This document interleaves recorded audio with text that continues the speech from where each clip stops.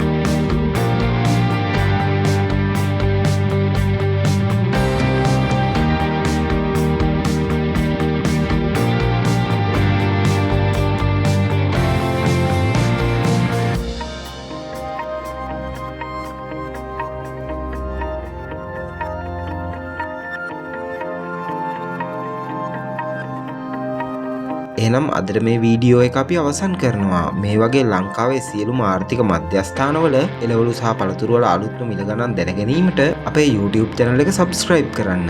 අපිත් එක්ක එකතු ඔබට බෙහෙවින්ම ස්තුතියි.